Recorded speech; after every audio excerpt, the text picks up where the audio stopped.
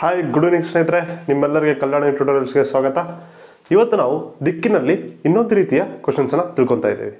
ಅಂದರೆ for example ಏನಪ್ಪ ಅಂದರೆ, ನಿನ್ನೆ ಪ್ರೀವಿಯಸ್ ಕ್ಲಾಸಲ್ಲಿ ಏನು ಮಾಡಿದ್ವಪ್ಪ ಅಂತಂದರೆ ದಿಕ್ಕುಗಳಲ್ಲಿ ಪ್ರಮುಖವಾದಂಥ ವಿಷಯಗಳನ್ನು ತಿಳ್ಕೊಂಡ್ವಿ. ದಿಕ್ಕುಗಳನ್ನ ಕಾನ್ಸೆಪ್ಟ್ ತಿಳ್ಕೊಂಡ್ವಿ, ಎಷ್ಟು ದಿಕ್ಕುಗಳು ಬರ್ತವೆ, ಅದರ ಉಪದಿಕ್ಕುಗಳನ್ನು ತಿಳ್ಕೊಂಡ್ವಿ. ನೆಕ್ಸ್ಟ್ ದಿಕ್ಕುಗಳ ಮೇಲೆ ಏನಪ್ಪ ಅಂದ್ರೆ ಈಗಿನ ಕಾನ್ಸೆಪ್ಟ್, ಬೇಸಿಕ್ ಕಾನ್ಸೆಪ್ಟ್ ಮೇಲೆ ಯಾವ ರೀತಿ ಕ್ವಶನ್ ಫ್ರೇಮ್ ಮಾಡ್ತಾನೆ ಅನ್ನೋದು ತಿಳ್ಕೊಂಡ್ವಿ. ಬಟ್ ಇವತ್ತು ಏನು ಮಾಡೋಣಪ್ಪ ಅಂತಂದ್ರೆ, ಇವತ್ತು ಒಂದು ವಿಶೇಷವಾದಂಥ ಪ್ರಾಬ್ಲಮ್ನ ಸಾಲ್ವ್ ಮಾಡಬೇಕಾದ್ರೆ ಯಾವ ರೀತಿ ನೋಡಬೇಕು ಅನ್ನೋದನ್ನ ಇಲ್ಲಿ ತಿಳ್ಕೊಳ್ಳೋಣ. ಅಂದರೆ ಫಾರ್ ಎಕ್ಸಾಂಪಲ್ ಏನಪ್ಪ ಅಂದ್ರೆ, ಇಲ್ಲಿ ಪೈಥಾಗೋರಸ್ ಥಿಯರಮ್ ಅಂತ ಬರುತ್ತೆ, ರೈಟಾ ಸ್ನೇಹಿತರೆ? ಅಂದ್ರೆ ಏನಪ್ಪಾ ಅಂತಂದ್ರೆ AC² = AB² ಪ್ಲಸ್ BC² ಅನ್ನೋ ಒಂದು ಕಾನ್ಸೆಪ್ಟ್ ಬರುತ್ತೆ. ಇದನ್ನ ನಾವು ತಿಳ್ಕೊಳ್ಳೋಣ, ರೈಟ್? ಇದನ್ನ ಯಾವ ರೀತಿ ಪ್ರಾಬ್ಲಮ್ಸ್ ಅಲ್ಲಿ ಯೂಸ್ ಮಾಡಬಹುದು ನಾವು ಅನ್ನೋದು ನಿಮ್ಗೆ ಏನಾದ್ರು ಕ್ವಶನ್ ಇತ್ತಂದ್ರೆ, ಕೆಲವೊಂದು ದೂರ ಕಂಡುಹಿಡಿಯುವುದು ಅಂತ ಬರುತ್ತೆ.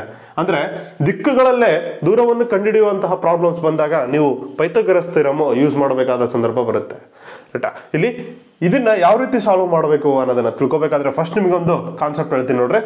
ಫಸ್ಟ್ ಇಲ್ಲೊಂದು ಟ್ರಯಾಂಗಲ್ ಇದೆ, ಅಂದ್ರೆ ಒಂದು ತ್ರಿಭುಜ ಇದೆ, ಓಕೆನಾ? ಇದರಲ್ಲಿ ನೋಡ್ರಿ ಫಸ್ಟ್ ಏನಪ್ಪಾ ಅಂತಂದ್ರೆ, ಇಲ್ಲಿ A ಅಂತ ತಗೋಣ ಫಸ್ಟ್ ಪಾಯಿಂಟ್, ಇದು B ಅಂತ ತಗೋಣ, ಇಲ್ಲಿ C ಅಂತ ತಗೋಣ. 3 ಕಾರ್ನರ್ ಆಯ್ತು. ಇದರಲ್ಲಿ ಏನಪ್ಪಾ ಅಂದ್ರೆ, ಇಲ್ಲಿ AB ಇಲ್ಲಿ 4 ಸೆಂಟಿಮೀಟರ್ ಅಂತ ತಗೋಣ, ರೈಟಾ? ನೆಕ್ಸ್ಟ್ ಏನಪ್ಪಾ ಅಂದ್ರೆ, ಇಲ್ಲಿ BC ನಾವು 3 ಸೆಂಟಿಮೀಟರ್ ಅಂತ ತಗೋಬಹುದು, ಇಲ್ಲಾಂದ್ರೆ ಎಷ್ಟಾದ್ರೂ ತಗೋಬಹುದು. ಇಲ್ಲಿ ನಾವು ಕ್ಯಾಲ್ಕುಲೇಷನ್ ಇದ್ದಿಸೊಳಗೆ 3 ಸೆಂಟಿಮೀಟರ್ ಅಂತ ತಗೊಂತಾ ಇದೀವಿ. ನೆಕ್ಸ್ಟ್ ಇಲ್ಲಿ ಈ ರೀತಿ ಕೊಟ್ಬಿಟ್ಟು AC ಕೇಳಿದ. ಫಸ್ಟ್ ಇಲ್ಲಿ ಕಾನ್ಸೆಪ್ಟ್ ತಿಳ್ಕೊಳ್ಳೋಣ, ನೆಕ್ಸ್ಟ್ ಇಲ್ಲಿ ಒಂದು ಪ್ರಾಬ್ಲಮ್ ನ ಸಾಲ್ವ್ ಮಾಡೋಣ, ಓಕೆನಾ? ಫಸ್ಟ್ ಇಲ್ಲಿ ನೋಡ್ರಿ, AB ಇದು ನೆಕ್ಸ್ಟ್ BC ಇದು ಕೊಟ್ಟ, ಇಲ್ಲಿ AC ಇದು ಕ್ವಶನ್ ಮಾರ್ಕ್ ಕೇಳಿದ. ಅಂದ್ರೆ A ಇಂದ C ಗಿರುವ ದೂರವನ್ನು ಕೇಳಿದ ಅನ್ಕೊಳ್ಳೋಣ. ಈ ರೀತಿ ಕೊಟ್ಟಾಗ ಇಲ್ಲಿ ಫಾರ್ಮುಲಾ ನೋಡ್ರಿ, AC² = AB² ಪ್ಲಸ್ BC² ಅಂತಿದೆ. ಅಂದ್ರೆ AB ವ್ಯಾಲ್ಯೂ ಎಷ್ಟಿದೆ? 4 ಸೆಂಟಿಮೀಟರ್ ಇದೆ. AC² = AB ಇದು 4 ಸೆಂಟಿಮೀಟರ್ ಇದೆ, ಅಂದ್ರೆ 4 ಸ್ಕ್ವಯರ್ ಆಗುತ್ತಾ, ಪ್ಲಸ್ ನೆಕ್ಸ್ಟ್ ಏನಿದೆ ಇಲ್ಲಿ BC² ಅಂತಿದೆ. BC² ಎಷ್ಟಿದೆ ನೋಡ್ರಿ, ಇಲ್ಲಿ 3 ಇದೆ, 3 ಸ್ಕ್ವಯರ್ ಆಗುತ್ತೆ. ಆನಂತರ ಏನಾಗುತ್ತಪ್ಪ ಅಂದ್ರೆ 4 4 16 ಪ್ಲಸ್ 3 3 9 ಆಗುತ್ತೆ. 16 ಪ್ಲಸ್ 9 ಎಷ್ಟು? ನಿಮ್ಗೆ 25 ಬರುತ್ತೆ. ಅಂದಾಗ ನಿಮ್ಗೆ AC² ವ್ಯಾಲ್ಯೂ ಬಂತು 25 ಅಂತ. ಬಟ್ ನಮ್ಗೆ ಇಲ್ಲಿ ಏನ್ ಬೇಕು? A ಮತ್ತು C ಇರೋ ಅಂತರ ಬೇಕು, ಅಂದ್ರೆ AC ವ್ಯಾಲ್ಯೂ ಅಷ್ಟೇ ಬೇಕು. ಇವಾಗಲೂ ನಿಮ್ಗೆ ಇಲ್ಲಿ ಸ್ಕ್ವಯರ್ ಅಂತ ಬಂದಾಗ ಇಲ್ಲಿ ನಿಮ್ಗೆ ಒಂದೇ ಸಿಂಗಲ್ ವ್ಯಾಲ್ಯೂ AC ಕಂಡು ಹಿಡ್ಕೋಬೇಕಾದ್ರೆ ಒಂದು ತಿಳ್ಕೊಬೇಕು ಸ್ನೇಹಿತರೆ, ನೀವು ರೂಟ್ ಅನ್ನ ಒಂದು ಪದ ಬರುತ್ತೆ, ಅದನ್ನ ಯೂಸ್ ಮಾಡ್ಬೇಕು ನೀವು. ಅಂದ್ರೆ 25 ರೂಟ್ ಆಗುತ್ತೆ. ಅಂದಾಗ 25 ರೂಟ್ ಏನಾಗುತ್ತಪ್ಪ ಅಂದ್ರೆ 5 ಆಗುತ್ತೆ. ಯಾಕಂದ್ರೆ 5² ಎಷ್ಟು? ನಿಮ್ಗೆ 5 5 25. ಈ ರೀತಿ ಪ್ರಾಬ್ಲಮ್ಸ್ ಬರುತ್ತೆ. ಇಲ್ಲಿ ನಿಮ್ಗೆ ಸ್ಕ್ವಯರ್ಸ್, ಕ್ಯೂಬ್ಸ್ ಮತ್ತೆ ಅಂದ್ರೆ ಈಸಿ ಕ್ಯಾಲ್ಕುಲೇಷನ್, ಸುಲಭವಾಗಿ ನೀವು ಯಾವ ರೀತಿ ಕ್ಯಾಲ್ಕುಲೇಷನ್ ಮಾಡ್ಬೇಕು ಅನ್ನೋದ್ರ ಬಗ್ಗೆ ನಿಮ್ಗೆ ಆಲ್ರೆಡಿ ಸಪರೇಟ್ ಆಗಿ ಒಂದು ಚಾಪ್ಟರ್ ಮಾಡಿ ಬಿಟ್ಟಿದ್ವಿ, ನಿಮ್ಗೆ ಸಪರೇಟ್ ಆಗಿ ವಿಡಿಯೋಸ್ ಬಿಟ್ಟಿದ್ವಿ, ಅಲ್ಲಿ ನೀವು ತಿಳ್ಕೊಬಹುದು ಇದನ್ನ. ಅಂದ್ರೆ ನಿಮ್ಗೆ ಇಲ್ಲಿ AC ವ್ಯಾಲ್ಯೂ ಬಂತು. AC ವ್ಯಾಲ್ಯೂ ಎಷ್ಟು ಬಂತು? ನಿಮ್ಗೆ ಇಲ್ಲಿ 5 ಸೆಂಟಿಮೀಟರ್ ಬಂತು. ಅಂದ್ರೆ A ಇಂದ B ಗೆ 4 ಸೆಂಟಿಮೀಟರ್ ಇದೆ, B ಇಂದ C ಗೆ 3 ಸೆಂಟಿಮೀಟರ್ ಇದೆ. ನೆಕ್ಸ್ಟ್ ಏನಪ್ಪಾ ಅಂದ್ರೆ A ಇಂದ C ಗೆ ಎಷ್ಟಿದೆಯಪ್ಪ ಅಂದ್ರೆ 5 ಸೆಂಟಿಮೀಟರ್ ಇದೆ ಅಂತೇಳಿ ನಿಮ್ಗೆ ಆನ್ಸರ್ ಬಂತು. ಇದು ಏನಪ್ಪಾ ಅಂದ್ರೆ, ಇದು ಪೈಥಾಗೋರಸ್ ಥಿಯರಮ್ ಕಾನ್ಸೆಪ್ಟ್ ಆಗುತ್ತೆ. ಇದನ್ನ ನಾವು ಲೆಕ್ಕದಲ್ಲಿ ಯಾವ ರೀತಿ ಇಂಪ್ಲಿಮೆಂಟ್ ಮಾಡಬಹುದು ಅನ್ನೋದನ್ನ ನಾವಿಲ್ಲಿ ಒಂದು ಏನಪ್ಪಾ ಅಂದ್ರೆ ಒಂದು ಎಕ್ಸಾಂಪಲ್ ತಗೊಂಡ್ಬಿಟ್ಟು ನಿಮ್ಗೆ ತಿಳಿಸ್ತೀವಿ ಅಂತ. ಕಾನ್ಸೆಪ್ಟ್ ನೋಡ್ರಿ, ಅಂದ್ರೆ ಇಲ್ಲಿ ದಿಕ್ಕುಗಳನ್ನ ಬರುತ್ತೆ, ದಿಕ್ಕುಗಳನ್ನ ಇದೆ. ಪೈಥಾಗೋರಸ್ ಥಿಯರಮ್ನ ಯಾವ ರೀತಿ ಯೂಸ್ ಮಾಡಬಹುದು ಅನ್ನೋದನ್ನೇ ಇಂಪಾರ್ಟೆಂಟ್.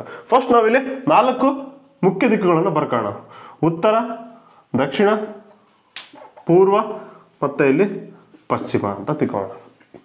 ಒಬ್ಬ ವ್ಯಕ್ತಿ ಏನ್ ಮಾಡ್ತಾನಪ್ಪ ಅಂದ್ರೆ, ಮೊದಲು ಏನಪ್ಪಾ ಒಂದು ಸ್ಥಳದಿಂದ ಸ್ಟಾರ್ಟ್ ಮಾಡ್ತಾನೆ. ಇದು ಸೆಂಟರ್ ಪಾಯಿಂಟ್, ಇದು ಸ್ಟಾರ್ಟಿಂಗ್ ಪಾಯಿಂಟ್ ಅಂತ ಕನ್ಸಿಡರ್ ಮಾಡ್ಕೊಳ್ಳೋಣ. ಇಲ್ಲಿಂದ ಪೂರ್ವ ದಿಕ್ಕಿಗೆ ನಡ್ಕಂತ ಹೋಗ್ತಾನೆ. ನಡ್ಕಂತ ಎಷ್ಟು ಕಿಲೋಮೀಟರ್ ಹೋಗ್ತಾನಪ್ಪ ಅಂತಂದ್ರೆ, ಇಲ್ಲಿ ನೋಡಿ ಸ್ನೇಹಿತರೆ, ಒಂದು 5 ಕಿಲೋಮೀಟರ್ ನಡೀತಾನೆ. ಯಾವ ದಿಕ್ಕಿಗೆ ನಡೀತಾನೆ? ಪೂರ್ವ ದಿಕ್ಕಿಗೆ ನಡೀತಾ ಇದ್ದಾನೆ. ತದನಂತರ ಏನ್ ಮಾಡ್ತಾನಪ್ಪ ಅಂದ್ರೆ, ತನ್ನ ಎಡಭಾಗಕ್ಕೆ ತಿರುಗಿ. ಎಡ ಅಂದ್ರೆ ನೋಡ್ರಿ, ಇಲ್ಲಿ ಒಬ್ಬ ಹುಡುಗ ಹಿಂಗ ಪೂರ್ವಕ್ಕೆ ಹೋಗ್ತಾ ಇದ್ದಾನ ಅಂತಂದ್ರೆ 2 ಕೈ, ಇದು ಲೆಫ್ಟ್ ಮತ್ತೆ ಇದು ರೈಟ್ ಅಂತ ತಿಳ್ಕೊಳ್ಳೋಣ. ಇಲ್ಲಿ ಹೋಗ್ತಾ ಇದಾರೆ, ರೈಟಾ? ಈಗ ಏನ್ ಮಾಡ್ತಾನೆ ಅಂದ್ರೆ, ತನ್ನ ಎಡ ದಿಕ್ಕಿಗೆ, ಎಡ ಅಂದ ತಕ್ಷಣ ಯಾವ್ದಾಗುತ್ತೆ? ಇದಾಗುತ್ತೆ, ರೈಟ್? ಅಂದ್ರೆ ಎಡ ದಿಕ್ಕಿಗೆ ಅಂದ್ರೆ ಉತ್ತರ ದಿಕ್ಕಿಗೆ ನಡ್ಕೊಂತ ಹೋಗ್ತಾನೆ. ಉತ್ತರ ದಿಕ್ಕಿಗೆ ಎಷ್ಟು ನಡೀತಾನಪ್ಪ ಅಂತಂದ್ರೆ, ಫಾರ್ ಎಕ್ಸಾಂಪಲ್ ಇಲ್ಲಿ 4 ಕಿಲೋಮೀಟರ್ ನಡೀತಾನ ಅಂತ ಅನ್ಕೊಳ್ಳೋಣ. ಇಷ್ಟು ನಮ್ಗೆ ಗೊತ್ತಾಯ್ತು. ಉತ್ತರಕ್ಕೆ ಎಷ್ಟು ನಡೆದಾಯ್ತಾ? 4 ಕಿಲೋಮೀಟರ್ ನಡೆದ. ನೆಕ್ಸ್ಟ್ ಇಲ್ಲಿ ಮತ್ತೆ ಏನ್ ಮಾಡ್ತಾನೆ ಅಂದ್ರೆ ಮತ್ತೆ ಎಡಕ್ಕೆ ತಿರುಗ್ತಾನೆ. ಇಲ್ಲಿ ನೋಡ್ರಿ ಸ್ನೇಹಿತರೆ, ಇಲ್ಲಿ ಈ ರೀತಿ ಹೋಗ್ತಾ ಇದ್ದಾನೆ, ರೈಟಾ. ಇದೇನಾಗುತ್ತಾ, ಇಲ್ಲಿ ಬಲ ಆಗುತ್ತಾ, ಈ ಕಡೆ ಏನಾಗುತ್ತಾ ಹೆಬ್ಬೆಟ್ಟು, ಇಲ್ಲಿ ಎಡ ಆಗುತ್ತಾ, ರೈಟಾ. ಈ ರೀತಿ ಹೋಗ್ಬೇಕಾದ್ರೆ ಏನ್ ಮಾಡ್ತಾನೆ ಅಂದ್ರೆ ಮತ್ತೆ ಎಡಕ್ಕೆ ತಿರುಗ್ತಾನೆ ಅಂದಾಗ ಏನಾಗುತ್ತಾ, ಈ ಕಡೆ ಆಗುತ್ತಾ, ಅಂದ್ರೆ ಪಶ್ಚಿಮ ದಿಕ್ಕಿಗೆ ತಿರುಗ್ತಾನೆ. ಪಶ್ಚಿಮ ದಿಕ್ಕಿಗೆ ತಿರುಗಿ ಏನ್ ಮಾಡ್ತಾನಪ್ಪ ಅಂದ್ರೆ, ಫಾರ್ ಎಕ್ಸಾಂಪಲ್ ಏನಂದ್ರೆ ಒಂದು 8 ಕಿಲೋಮೀಟರ್ ನಡೀತಾನೆ ಅನ್ಕೋಣ, 8 ಕಿಲೋಮೀಟರ್ ನಡೀತಾನೆ. ಹಾಗಾದರೆ ಇಲ್ಲಿ ಬಂದ, ಇದೇನಪ್ಪ ಅಂದ್ರೆ ಇದು ಎಂಡಿಂಗ್ ಪಾಯಿಂಟ್, ಇದು ಎಂಡ್ ಮತ್ತೆ ಇದು ಪ್ರಾರಂಭದ ಸ್ಥಳ ಅಂದ್ರೆ ಸ್ಟಾರ್ಟಿಂಗ್ ಪಾಯಿಂಟ್ ಅಂತ ಅರ್ಥ. ಹಾಗಾದರೆ ಕ್ವಶನ್ ಏನ್ ಕೇಳ್ತಾನೆ ಅಂದ್ರೆ, ಸ್ಟಾರ್ಟಿಂಗ್ ಪಾಯಿಂಟ್ ಲಿಂದ ಎಂಡಿಂಗ್ ಪಾಯಿಂಟ್ಗೆ ಇರುವ ಅಂತರ ಎಷ್ಟು ಅಂತ ಕೇಳ್ತಾನೆ. ಅಂದ್ರೆ ಪ್ರಾರಂಭಿಸಿದ ಒಂದು ಸ್ಥಾನ ಇರುತ್ತಲ್ಲ, ಅದರಿಂದ ಆತ ಈಗ ಪ್ರೆಸೆಂಟ್ ನಿಂತಿರುವ ಸ್ಥಾನದ ಅಂತರ ಎಷ್ಟು ಅಂತ ಕೇಳ್ತಾನೆ. ಇದ್ರದ್ದು ಕೇಳಿದಾಗ ನೀವು ಯಾವ ರೀತಿ ಬರ್ಕೋಬಹುದು ಅನ್ನೋದನ್ನ ಇಲ್ಲಿ ನೋಡೋಣ. ಫಸ್ಟ್ ನಾವು ಇದನ್ನ ಟ್ರಯಾಂಗಲ್ ಆಗಿ ಕನ್ವರ್ಟ್ ಮಾಡ್ಕೋಬೇಕು. ಟ್ರಯಾಂಗಲ್ ಆಗಿ ಕನ್ವರ್ಟ್ ಮಾಡ್ಬೇಕಂದ್ರೆ ನೀವು ಒಂದ್ಸಲ ಲೆಕ್ಕನ ಕರೆಕ್ಟ್ ಆಗಿ ಅಬ್ಸರ್ವ್ ಮಾಡ್ರಿ. ಇಲ್ಲಿ ನಿಮ್ಗೆ ಇಲ್ಲಿ ಡಿಸ್ಟೆನ್ಸ್ ಕೊಟ್ಟಿಲ್ಲ, ನಿಮ್ಗೆ ಅಂದ್ರೆ ಇಲ್ಲಿದು ಉದ್ದ ಕೊಟ್ಟಿಲ್ಲ, ಸ್ಟ್ರೇಟ್ ಟ್ರಯಾಂಗಲ್ ಕನ್ಸಿಡರ್ ಮಾಡ್ಕೋಬೇಕಂದ್ರೆ ಇಲ್ಲಿ ಉದ್ದವನ್ನು ಕೊಟ್ಟಿಲ್ಲ. ಉದ್ದ ಕೊಟ್ಟಿಲ್ಲ ಅಂದ್ರೆ ಇಲ್ಲಿ ನೋಡ್ರಿ, ಸ್ಟ್ರೇಟ್ ಆಗಿ ನೋಡ್ರಿ, ಇಲ್ಲಿ ಒಂದ್ಸಲ 4 ಕಿಲೋಮೀಟರ್ ಇದೆ. ಇಲ್ಲಿ 4 ಕಿಲೋಮೀಟರ್ ಇದೆ ಅಂದ್ರೆ ಇದು ಸ್ಟ್ರೇಟ್ 4 ಕಿಲೋಮೀಟರ್ ಇರುತ್ತೆ, ಯಾಕಂದ್ರೆ ಸ್ಟ್ರೇಟ್ ಹೋಗಿರ್ತಾನಲ್ಲ, ಹಂಗಾಗಿ ಇಲ್ಲಿ ಏನಪ್ಪಾ ಅಂತಂದ್ರೆ ಇಲ್ಲಿ 4 ಕಿಲೋಮೀಟರ್ ಬಂತು ನಿಮ್ಗೆ. ನೆಕ್ಸ್ಟ್ ನಿಮ್ಗೆ ಇಲ್ಲಿ ಇವೆರಡು ಪಾಯಿಂಟ್ ಬೇಕು. ಫಸ್ಟ್ ಇಲ್ಲಿ ಎ ಅಂತ ಪಾಯಿಂಟ್ ಒಂದು ಕನ್ಸಿಡರ್ ಮಾಡಿದ್ರಿ. ನೆಕ್ಸ್ಟ್ ಏನಪ್ಪಾ ಅಂದ್ರೆ ಇಲ್ಲಿ ಬಿ ಪಾಯಿಂಟ್ ಅಂತ ತಗೋಣ ಇನ್ ಬಿಟ್ವೀನ್ ಅಲ್ಲಿ. ಇಲ್ಲಿ ನೋಡಿ ಸ್ನೇಹಿತರೆ, ಇಲ್ಲಿ ಯಾವ್ದಪ್ಪ ಅಂದ್ರೆ ಪಾಯಿಂಟ್ ಇಲ್ಲಿಂದ ಹಿಡಿದು ಇಲ್ಲಿವರೆಗೂ ಕೊನೆಗೆ ಒಟ್ಟು 8 ಕಿಲೋಮೀಟರ್ ಇದೆ, ರೈಟಾ. ಇಲ್ಲಿ ಈ ರೀತಿಯ ಭಾಗವನ್ನು ಮಾಡಿದಾಗ ಏನಾಗುತ್ತೆ ಅಂದ್ರೆ ಇಲ್ಲಿ ಸ್ಟ್ರೇಟ್ 5 ಕಿಲೋಮೀಟರ್ ಮೈನಸ್ ಆಗುತ್ತೆ. ಅಂದ್ರೆ ಒಂದು ಸ್ನೇಹಿತರೆ ಇಲ್ಲಿ ನೋಡ್ರಿ, ಪಶ್ಚಿಮಕ್ಕೆ 8 ಕಿಲೋಮೀಟರ್ ಚಲಿಸಿ ಪೂರ್ವಕ್ಕೆ 5 ಕಿಲೋಮೀಟರ್ ಚಲಿಸಿದಾಗ ಏನಾಗುತ್ತೆ, ಇಲ್ಲಿ ಇನ್ ಬಿಟ್ವೀನ್ ಅಲ್ಲಿ 3 ಕಿಲೋಮೀಟರ್ ಏನಿರುತ್ತೆ ಬ್ಯಾಲೆನ್ಸ್ ಉಳಿಯುತ್ತೆ. ಯಾವ್ದ್ರಲ್ಲಿ ಹೆಚ್ಚಿದೆ, ಪಶ್ಚಿಮದಲ್ಲಿ 3 ಕಿಲೋಮೀಟರ್ ಜಾಸ್ತಿ ಇದೆ. ಅಂದಾಗ ಇಲ್ಲಿ ನೋಡ್ರಿ, ಪಶ್ಚಿಮಕ್ಕೆ 3 ಕಿಲೋಮೀಟರ್ ನಿಮ್ಗೆ ಜಾಸ್ತಿ ಆಗುತ್ತಾ. ಟೋಟಲ್ ಆಗಿ 8 ಕಿಲೋಮೀಟರ್ ಅಲ್ಲಿ ಪೂರ್ವ ದಿಕ್ಕಿನಲ್ಲಿರುವಂತಹ 5 ಕಿಲೋಮೀಟರ್ ಕಳೆದ್ವಿ ನಾವು. ಅಂದ್ರೆ ಈ ಸ್ಪೇಸ್ ಏನಿದೆಪ್ಪ ಅಂದ್ರೆ ಇಲ್ಲಿ 5 ಕಿಲೋಮೀಟರ್ ಇದೆ. ಇದನ್ನ ಕಳೆದಾಗ ಸಿಕ್ಕಿರೋದು ಏನಪ್ಪಾ ಅಂದ್ರೆ ನಮ್ಗೆ ಇಲ್ಲಿ 3 ಕಿಲೋಮೀಟರ್ ಅಂತ ಸಿಕ್ತು. ಅಂದ್ರೆ ನಾವು ಇಲ್ಲಿ ಎಂಡ್ ಪಾಯಿಂಟ್ ನ ಅಂದ್ರೆ ಕೊನೆಗೊಳ್ಳುವಂತ ಪಾಯಿಂಟ್ ಏನಂತ ಕನ್ಸಿಡರ್ ಮಾಡಿ ಇಲ್ಲಿ ನಾವು ಇಲ್ಲಿ ಸಿ ಅಂತ ತಗೋಣ. ಸಿ ಅಂತ ಇಲ್ಲಿ ತಗೊಂಡ್ವಿ. ಈಗ ನಮ್ಗೆ ವ್ಯಾಲ್ಯೂಸ್ ಬಂದು ಇಲ್ಲಿ ಎ ಮತ್ತು ಬಿ ವ್ಯಾಲ್ಯೂ ಬಂತು. ಎಷ್ಟಿದೆ ಇಲ್ಲಿ 4 ಕಿಲೋಮೀಟರ್ ಇದೆ. ನೆಕ್ಸ್ಟ್ ನೋಡ್ರಿ, ಇಲ್ಲಿ ಬಿ ಮತ್ತು ಸಿ ವ್ಯಾಲ್ಯೂ ಬಂತು. ಬಿ ಮತ್ತು ಸಿ ವ್ಯಾಲ್ಯೂ ಎಷ್ಟಿದೆ ನೋಡ್ರಿ, ನಿಮ್ಗೆ 3 ಕಿಲೋಮೀಟರ್ ಇದೆ. ನೆಕ್ಸ್ಟ್ ಏನ್ ಮಾಡ್ಬೇಕು, ನಾವು ಇಲ್ಲಿ ಎ ಮತ್ತು ಸಿ ವ್ಯಾಲ್ಯೂ ಕಂಡುಹಿಡಬೇಕು. ಅಂದ್ರೆ ಪ್ರಾರಂಭ ಸ್ಥಾನದಿಂದ ಕೊನೆಯಾದಂತ ಸ್ಥಾನವನ್ನು ಇಲ್ಲಿ ದೂರವನ್ನು ಕಂಡುಹಿಡಬೇಕು. ನೆಕ್ಸ್ಟ್ ಇಲ್ಲಿ ಫಾರ್ಮುಲಾನ ಯೂಸ್ ಮಾಡಬೇಕು. ಈಗ ಜಸ್ಟ್ ಎಕ್ಸ್ಪ್ಲೈನ್ ಮಾಡಿದೆಯಲ್ಲ, ಸೇಮ್ ಕಾನ್ಸೆಪ್ಟ್ ನೋಡ್ರಿ, ಮತ್ತೆ ಸೇಮ್ ಅಂಕಿ ಅಂಶಗಳನ್ನ ತಗೊಂಡಿದ್ದೀವಿ, ಕನ್ಫ್ಯೂಸ್ ಆಗಬಾರ್ದು ಅಂತ ಹೇಳಿ, ರೈಟಾ. ಇಲ್ಲಿ ನೋಡ್ರಿ, ಈಗ ಕ್ವಶನ್ ಯಾವ ರೀತಿ ಸಾಲ್ವ್ ಮಾಡಬಹುದು. ಫಸ್ಟ್ ಫಾರ್ಮುಲಾ ಏನಿದೆ ನಿಮಗೆ, A C square is equal to A B square plus B C square ಅಂತಿದೆ. ಅಂದಾಗ ನೋಡಿ ಸ್ನೇಹಿತರೆ, ಇಲ್ಲಿ ಫಸ್ಟ್ ನಮಗೆ ಎ ಸಿ ವ್ಯಾಲ್ಯೂ ಬೇಕು. A C square is equal to A B square ಅಂತ ಕೊಟ್ಟಿದ್ದಾನೆ. ಎ ಬಿ ಅಂದ್ರೆ ಎಷ್ಟಿದೆ, ಇಲ್ಲಿ 4 ಕಿಲೋಮೀಟರ್ ಇದೆ. 4 ಸ್ಕ್ವೇರ್ ಎಷ್ಟಿದೆ, 4 ಸ್ಕ್ವೇರ್ ಪ್ಲಸ್ 4 4 16, ರೈಟಾ. ನೆಕ್ಸ್ಟ್ ಇದೆ ಬಿ ಸಿ ಸ್ಕ್ವೇರ್. ಇಲ್ಲಿ B C square, B C value ಎಷ್ಟಿದೆ, ಇಲ್ಲಿ 3 ಕಿಲೋಮೀಟರ್ ಇದೆ, 3 ಸ್ಕ್ವೇರ್. ನೆಕ್ಸ್ಟ್ ಏನ್ ಮಾಡ್ಬೋದು, ಇಲ್ಲಿ 4 4 16 ಪ್ಲಸ್ 3 3 9, ಸೇಮ್ ಕಾನ್ಸೆಪ್ಟ್ ನಿಮ್ಗೆ ಇಲ್ಲಿ 25 ಬಂತು. 25 ಏನಪ್ಪಾ ಅಂದ್ರೆ ಇದು ಎ ಸಿ ಯ ಸ್ಕ್ವೇರ್. ಬಟ್ ನಮ್ಗೆ ಬೇಕಾಗಿರೋದು ಏನಪ್ಪಾ ಅಂದ್ರೆ ಇಲ್ಲಿ ಕೇಳಿರೋದು ನಮ್ಗೆ ಎ ಸಿ ವ್ಯಾಲ್ಯೂ ಅಷ್ಟೇ ಕೇಳಿದಾನೆ. ಎ ಸಿ ವ್ಯಾಲ್ಯೂ ಅಷ್ಟೇ ಕೇಳಿದಾನೆ ಅಂದಾಗ ನೋಡ್ರಿ, ಇಲ್ಲಿ A C is equal to root 25 ಅಂತ ಬರ್ಕೋಬೇಕು. ಅಂದ್ರೆ ಸ್ಕ್ವೇರ್ ನಾವು ಏನಪ್ಪಾ ಅಂತಂದ್ರೆ ನಾರ್ಮಲ್ ಆಗಿ ಕನ್ವರ್ಟ್ ಮಾಡ್ಬೇಕಂದ್ರೆ ಇಲ್ಲಿ ನಾವು ರೂಟ್ ಮಾಡಬೇಕು. ಅದ ನೋಡಿ ಸ್ನೇಹಿತರೆ, ಇಲ್ಲಿ A C is equal to root 25 value ಎಷ್ಟಪ್ಪ ಅಂತಂದ್ರೆ 5 ಆಗುತ್ತಾ. ಅಂದ್ರೆ ಯಾವ 2 ಸಂಖ್ಯೆಗಳನ್ನು ಗುಣಿಸಿದರೆ ಈ ಆನ್ಸರ್ ಬರುತ್ತೆ. ಅಂದ್ರೆ ಅದೇನಾದ್ರೆ ಇಲ್ಲಿ ರೂಟ್ 36 ಇತ್ತಂತ ಅನ್ಕ, ರೂಟ್ 36 ಯಾವ್ದಪ್ಪ ಅಂತಂದ್ರೆ ಇಲ್ಲಿ 6 ಆಗುತ್ತೆ. ಅಂದ್ರೆ ಯಾವ 2 ಸೇಮ್ ಸಂಖ್ಯೆ ಇರ್ಬೇಕು. ಮತ್ತೆ ನೀನು 6 5 30 ಮಾಡಕ್ ಬರಲ್ಲ, 6 ಇಂಟು 6 ಮಾಡ್ಬೇಕು. ಅಂತವ 2 ಯಾವ ಸಂಖ್ಯೆಗಳನ್ನು ಮಲ್ಟಿಪ್ಲೈ ಮಾಡಿದಾಗ ನಿಮ್ಗೆ ಈ ಆನ್ಸರ್ ಬರುತ್ತೆ. ನೆಕ್ಸ್ಟ್ ಇಲ್ಲಿ 25 ಆದ್ರೂ ನೋಡ್ರಿ, ಇಲ್ಲಿ 5 ಇಂಟು 5, ರೈಟಾ. ರೂಟ್ ಅನ್ನ ಈ ರೀತಿ ಬಿಡಿಸ್ಬೇಕು ನೀವು. 16 ಅಂತ ಕೊಟ್ಟಂದ್ರೆ ರೂಟ್ 16 ಅಂತ ಕೊಟ್ರಂದ್ರೆ 4 ಇಂಟು 4, ರೈಟಾ. ಈ ರೀತಿ ಬರುತ್ತೆ. ಅಂದ್ರೆ ನಮ್ಗೆ ಇಲ್ಲಿ ಎಷ್ಟು ಬಂತು, ಈಗ ರೂಟ್ 25 ಅಂದ್ರೆ 5 ಅಂತ ಬಂತು. ಅಂದ್ರೆ ಇಲ್ಲಿ ನೋಡಿ ಸ್ನೇಹಿತರೆ, ಇಲ್ಲಿ ಎ ಇಂದ ಸಿ ಗಿರುವಂತ ಎಷ್ಟಪ್ಪ ಅಂತಂದ್ರೆ 5 ಕಿಲೋಮೀಟರ್ ಆಗುತ್ತೆ. ಹಾಗಾದರೆ ಪ್ರಾರಂಭ ಸ್ಥಳದಿಂದ ಈಗ ಪ್ರೆಸೆಂಟ್ ನಿಂತಿರುವ ಸ್ಥಳಕ್ಕೆ ಅಂತರ ಎಷ್ಟಾದಪ್ಪ ಅಂದ್ರೆ 5 ಕಿಲೋಮೀಟರ್ ಬರುತ್ತೆ. ರೈಟಾ?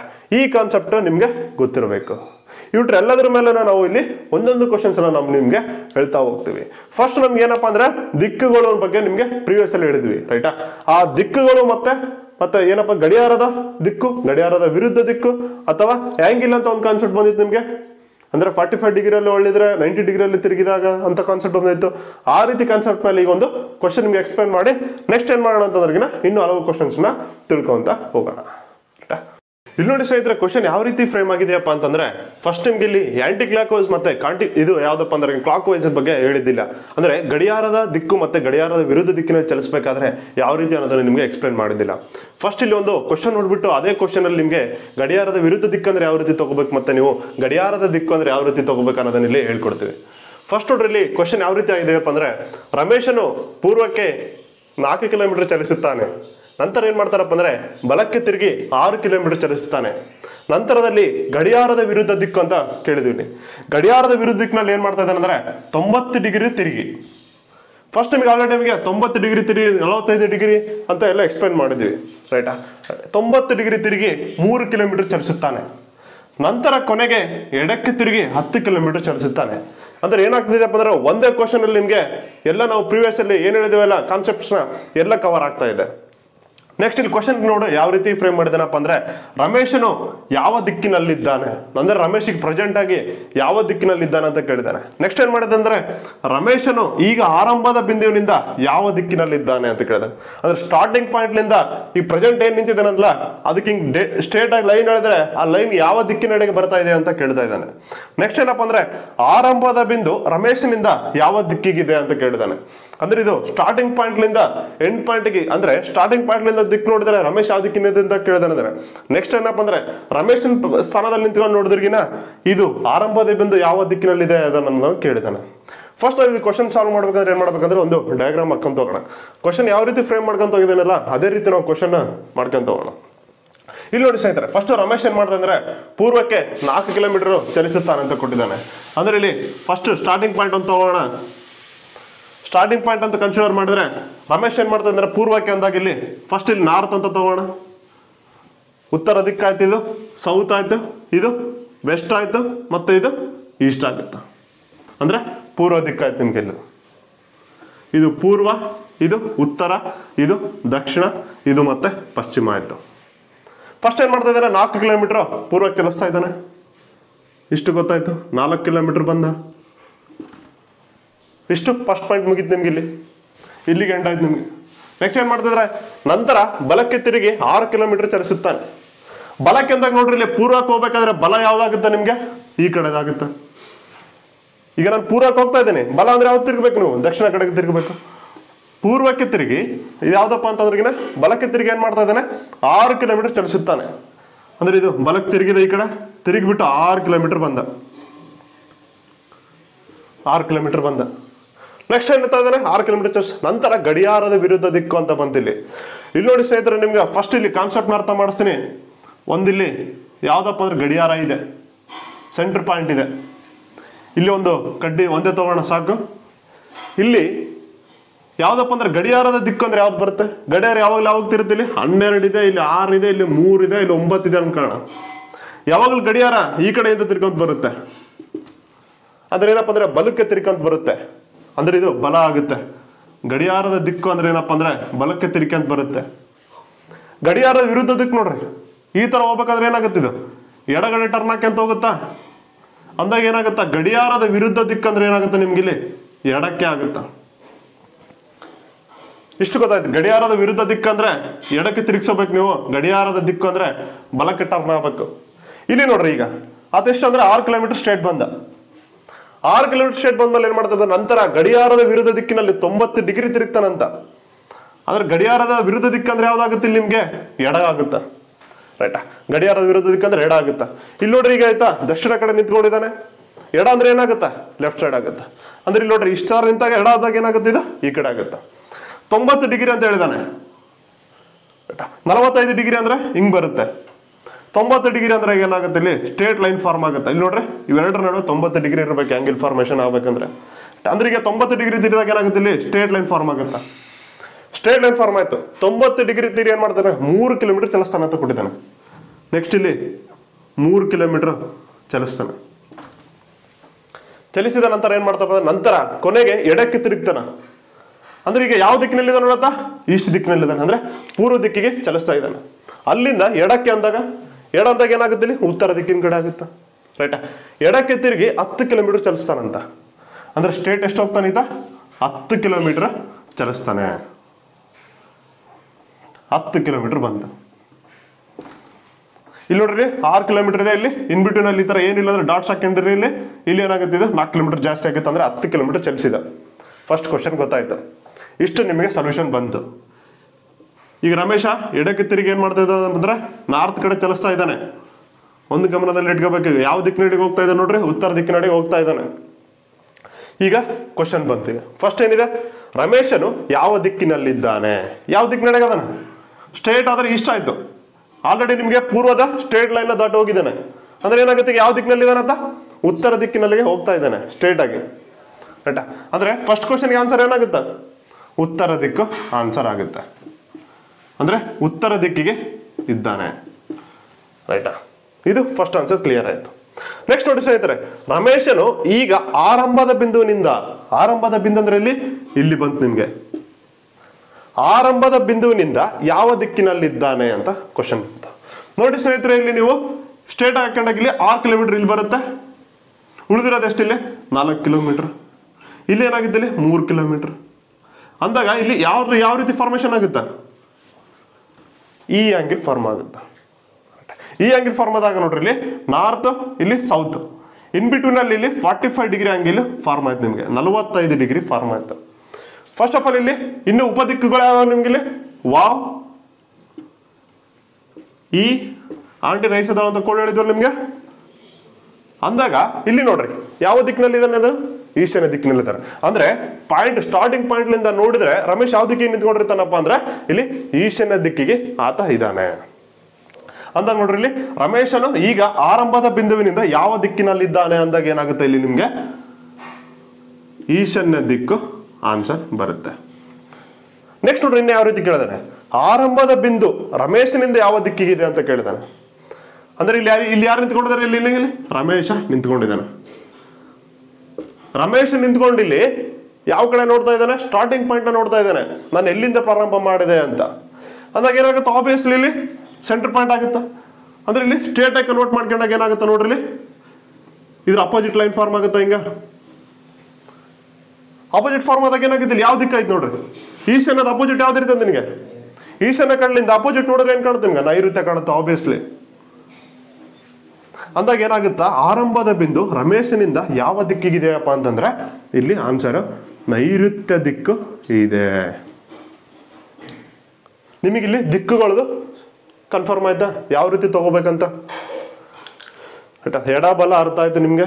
ಮತ್ತೆ ಯಾವ್ದಪ್ಪ ಅಂದ್ರೆ ವಿರುದ್ಧ ದಿಕ್ಕು, ಗಡಿಯಾರದ ವಿರುದ್ಧ ದಿಕ್ಕು ಮತ್ತೆ ಗಡಿಯಾರದ ದಿಕ್ಕು ಬಂದಾಗ ಯಾವ ರೀತಿ ತಗೋಬೇಕಂತ ಅರ್ಥ ಆಯ್ತು.